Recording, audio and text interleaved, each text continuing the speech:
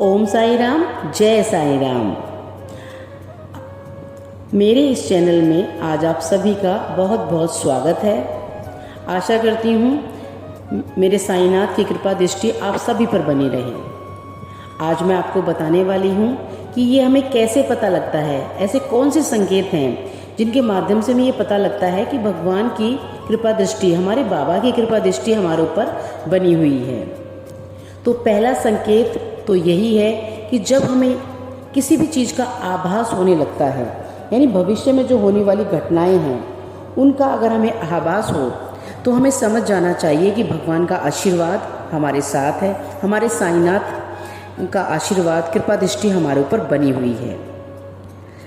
चाहे इंसान अमीर हो या गरीब, उन्हें हर जगह सम्मान की प्राप्ति होती है। अगर आपको अपनी मेहनत से किए हुए किसी भी कार्य में अगर सफलता मिल जाए तब भी आपको समझ जाना चाहिए, ये भी एक संकेत होता है जिससे ये हमें ये समझना चाहिए कि हमारे साईनाथ की कृपा दृष्टि हमारे ऊपर है, यानी जो हम मेहनत करते रहे हैं उसमें हमें सफलता मिल रही है।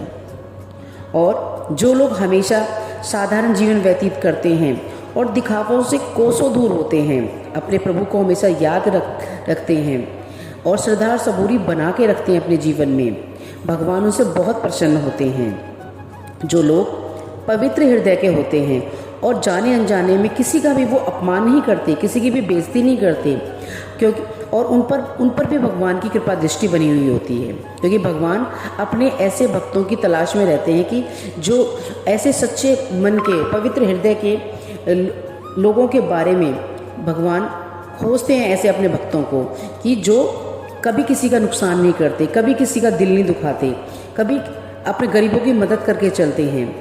तो उन लोगों के ऊपर भी भगवान की कृपा दृष्टि सदा बनी रहती है। जिन लोगों का जीवन परोपकार में बीतता है, यानी दूसरों की सेवा करने में बीतता है, दूसरों की मदद करने में बीतता है, उन पर भी हमारे साईनाथ की कृपा दृष्टि हमेशा बनी हुई रहती है। मधुर स्वभाव और विनम्र लोगों के साथ भी ईश्वर कभी नहीं छोड़ता। अगर सपने में लगातार मंदिर या फिर आपको साईं बाबा की छवि दिखाई देने लगती है, यानी जब आप सो रहे हो तो तब भी आपको अगर सपने में बाबा की मंदिर दिखाई दे या बाबा की छवि दिखाई दे, तो इससे भी हमें पता लगता है कि बाबा की कृपा दृष्टि हमारे ऊपर बनी हुई है।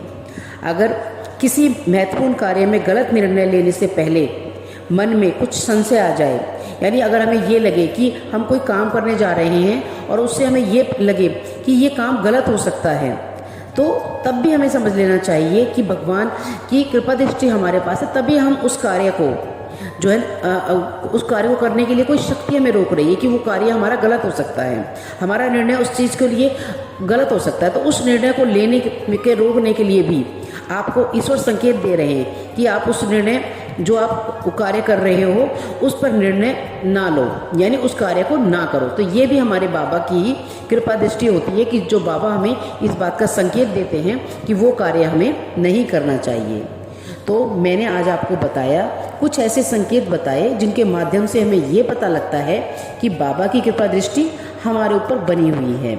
तो हमें अपने बाबा पर पूर्ण विश्वास और श्रद्धा बना कर रखनी चाहिए, जिससे जीवन में अच्छे अच्छे कर्म करने चाहिए, जिससे बाबा की कृपा दृष्टि हम सब पर बनी रहे। ओम साई राम, जय जय साई राम।